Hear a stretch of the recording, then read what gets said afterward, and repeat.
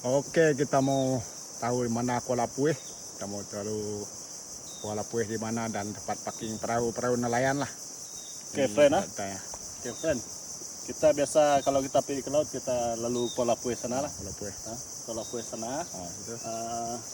Tapi kalau kita sudah air pasang kita biasa masuk dan kita akan simpan kita punya perahu sini. Sini, friend. Oh ya. Sini. Dia mesti macam ni, friend ah. Dia mesti macam ni. Lurus lurus. Mesti lurus macam ni, friend. Oh, Jangan okay. macam ni. Kalau melintang macam ni, dia kacau laluan perahu orang lain, jadi orang marah lah.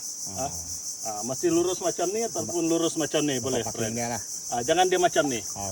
Jangan macam ni tak boleh. Orang marah, friend. Orang akan marah. Ya, oke. Kalau kita susun dia macam ni, kadang-kadang orang kasih tepuk, boleh tenggelam, friend. Boleh tenggelam. Oke.